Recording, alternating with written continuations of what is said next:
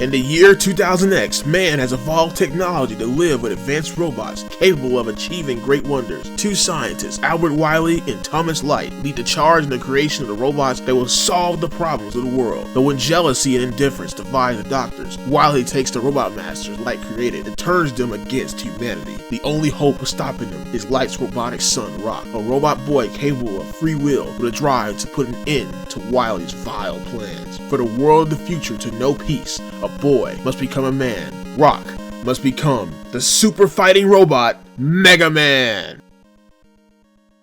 You're tuning in to the J-Blast Network as we dive into the Bit Wars.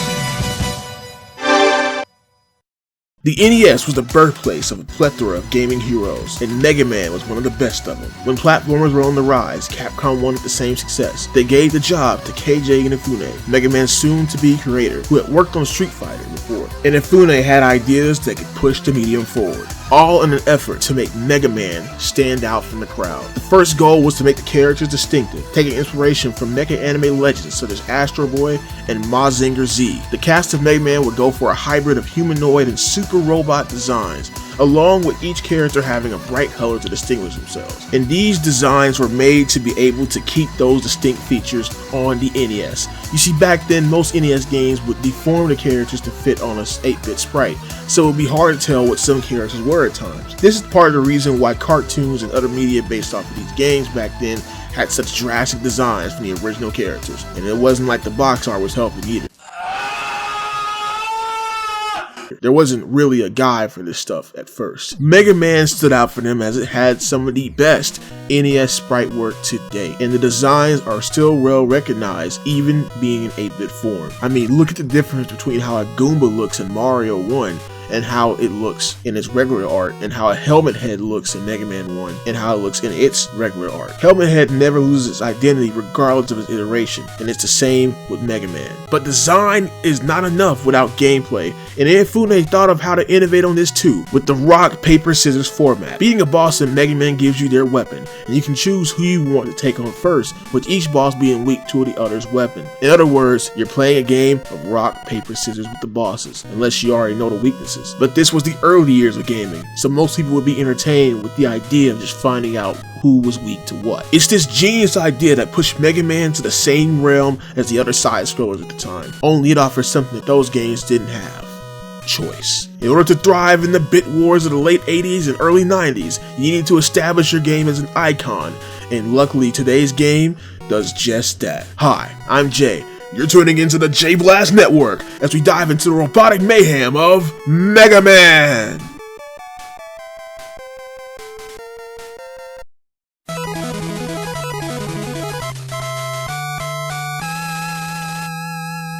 When you pick up Mega Man, the first thing you'll notice is the choice you have when picking a level. With 6 robot masters to choose from and any combination of them to choose, it can be hard to pick who to go for first. Just go with Gutsman's first, trust me. So you start the level, one of the first things you're thinking is, damn, this is one of the best controlling NES games of all time. Seriously, some of the platforms on the system had very stiff controls, very slippery controls, but Mega Man feels so loose in a good way, and it gives flow to the addictive run and shoot gameplay. While this is great, you'll begin to notice something real quick, because while it controls nicely, the platforming is frustrating. Mega Man's level design loves to throw in these gimmicks, disappearing blocks, spike traps, or just something stupid to take a life out of you.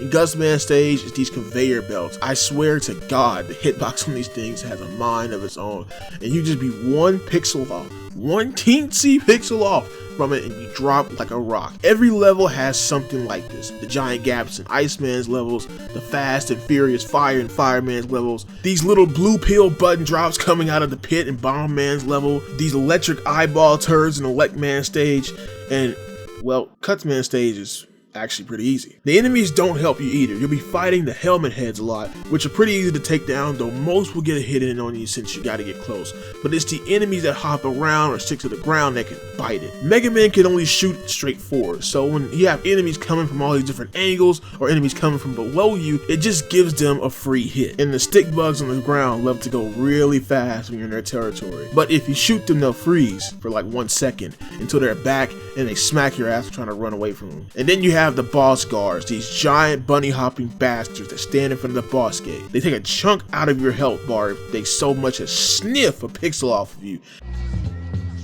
You got knocked the fuck out!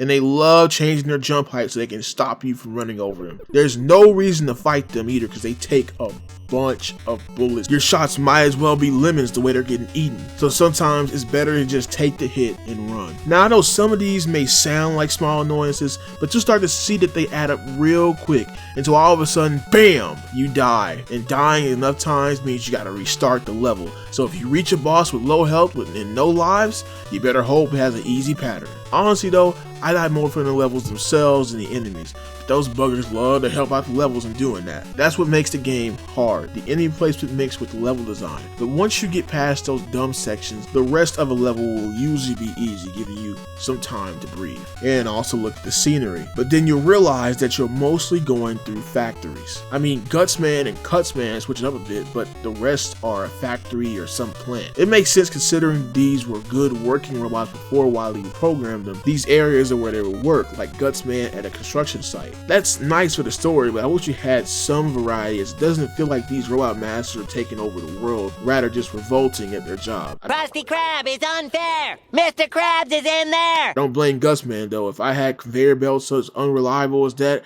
I'd be on strike too. But dying in Mega Man isn't too bad, unlike other side scrollers on the NES.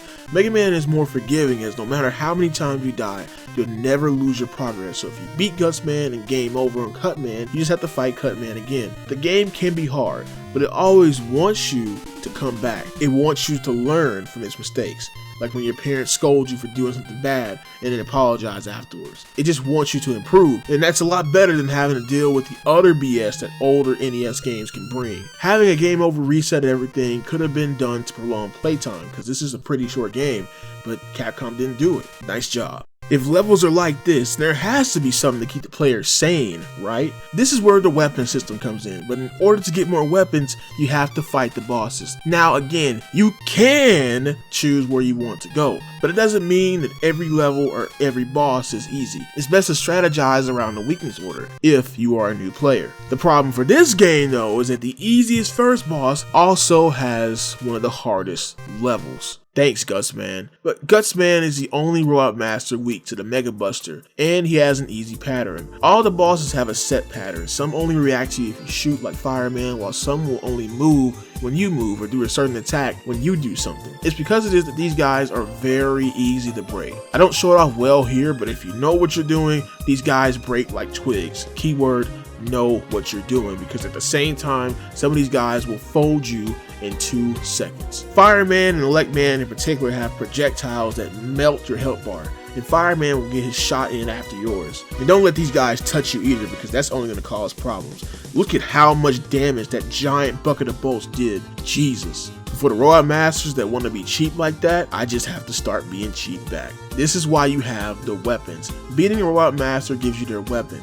Some are good and some are complete ass. Gutsman, for instance, is very situational, as you can only grab the bricks, which only appear for certain items behind them or in certain boss fights. In other words, it's useless. Cutman is much better, working as a boomerang that can hit multiple enemies. Bomb Man's weapon is strong, but you have to aim the bomb so it can land in the right place for it to work. Fireman's weapon is a good, high damaging projectile that even gives you a fire shield when attacking. But the best weapons in the game are Iceman's and Electman's. Iceman's weapon is not much of a damage dealer, but it freezes enemies, including these hippity hoppity bastards guarding the gate. Let's see you try that BS now, Buckethead. But Electman, ooh, Electman. His weapon is so strong, it breaks the game. The game starts lagging when it's shot, and it eviscerates enemies. And if you keep pausing the game while it's on an enemy, you can bypass their invincibility frames and keep damaging the enemy until it's dead. That was not intended at all. All of this just works. But it just shows you how strong Mega Man gets. He gets so powerful that not even the limits of the NES can handle his power. There is one more weapon well, item you will need to get, and you'll need Gutsman's weapon to get it. It's in Elect Man stage. This is the magnet beam, and it can create temporary platforms for you to run on, allowing you to just bypass huge gaps in platforming sections with ease. Mega Man is so strong, he also breaks the platforming of the game. This must have been mind-blowing to players back in '87, who were struggling to get upstairs or hopping on tiny platforms in other NES games. With all that strength comes a balance, and that occurs with weapon energy. Some, like the magic beam, can use a lot in one burst, and some, like the Elect Man's weapon, don't use that much at all. If you run out of energy though, you're gonna have to find more by killing enemies, which can be farmed in certain places. This causes me to be more cautious about which weapons I use, because a boss fight may need the full weapon energy, or a big platforming section will come up and I need that magnet beam. It's a small sense of strategy that makes sure you don't always depend on your weapons. They can make a section easier, but you also don't want to lose that energy. As you start to get all of your weapons, you feel like a powerhouse. It's hard to go back just using the Buster, because that progression feels so rewarding when you turn your enemies and robot masters into Swiss cheese. The penultimate challenge after obtaining all of the weapons and beating all the robot masters is the Wily Castle. It's a gauntlet testing all of what you learned in the previous levels, and it's got everything. Spike walls, enemies in terrible positions, mandatory areas where you have to use nearly all of your weapon energy just to get past. This section with the magnet beam is infamous for that, and because weapon energy doesn't refill after death, if you run out, you're gonna have to just game over to restart the whole castle again, if you're on the NES, I think. Because in the Legacy Collection, if you die on a level, you're able to just go back to that level. But if you survive in the Wily Castle levels, the next level won't refill your weapon energy automatically. You'll have to fight the old bosses again too, which each robot master appearing during some point of the castle run. Those aren't really the problem, as you've beaten them before, and you have the weaknesses, but what they're actually meant to do is not beat you down, but really butter you up for the real bosses, or take your health or lives, or take some of your weapon energy. Everybody talks about the infamous Yellow Devil, one of the hardest bosses in the NES history, if you fight him normally. You're gonna get whacked around like a freaking pinball by his body, coming apart and putting itself back together, which gives you one freaking shot, just to put a baby lick in for this goobly bastard until it's back to being a pinball for the Yellow Devil. And it's only a matter of time before the Yellow Devil hits the jackpot, ding ding ding ding ding, with your death. If you ever wanted to simulate how the farmer feels in Dragon Ball Z, well, Mega Man 1's got you covered. But also, because this is Mega Man 1, there has to be some way to break this. Hey, when the game cheats, I cheat back, and this one's easy. Using the Elect Beam pause trick, which is actually his weakness, this melts his health bar fast. This is probably the only way kids back then got past this back in the day, and the kids who didn't know well, they either gave up or they became masters at the game. I think most picked the first option. The other bosses consist of Copy Mega Man and the Bubble Bot. Copy Mega Man will copy your weapons and movement and shoot when you shoot, making him the trickiest boss to fight. The best tactic is to shoot him with the base Mega Buster from one side of the screen, which pushes him back. He won't shoot unless you shoot, so you can set this up easily, but when he does shoot, it does a lot of damage. The Bubble Bot is probably the last time you use Gutman's weapon, yet it doesn't finish the job, continuing to hold its spot as the worst weapon in the game. It can't even finish off the things it's meant to finish off. You have to rely on the Mega Buster for the rest of the fight. Now, what's silly in all of this is that you go through all that crap in the Wily Castle, only to fight the Wily final fight and it be super easy. Because guess what? He's weak to the Elect Beam too, and you can use the same trick again. I am flabbergasted. Wily surrenders and Mega Man runs back home, having saved the world from the first robot crisis.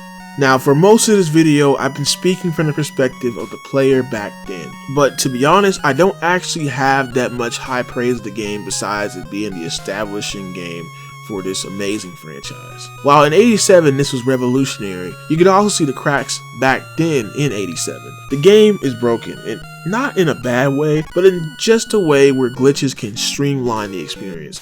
There are many sections just made for you to die, which to be fair, appear in future Mega Man titles as well, but I feel like they're the most frustrating here. Think about it like this. Future Mega Man game title stages are hard because they're designed the way they are, while a lot of Mega Man 1 stages and hazards are designed to just take lives, like an arcade game. I guess that Street Fighter DNA carried over somehow. And when introducing the save states, plus some of the glitches you can find in the game and exploits, these become null and void. I know it's obvious to say that Mega Man 1 is the worst out of the classic series, but that's just how I feel, yet at the same time, I can see how NES players would be ecstatic for this game. And just because I said it's the worst Mega Man game in the classic series doesn't mean it's the worst platformer on the NES. Because go back and play some of that stuff and this game looks like a freaking masterpiece compared to some of the crap that was coming out back then, especially in '87. It's a good foundation. It just needs more of the kinks tuned out of it, which future titles will do. The Mega Man NES games are the best, in my opinion, out of the NES platformers. And this was only the beginning. Now, Mega Man will continue and it will evolve in many ways, but that's a subject for a future video. This has been another reporting of a landmark battle in the Bit Wars with your boy Jay from the J Blast Network, signing out. And don't forget, you better believe, baby. Yeah.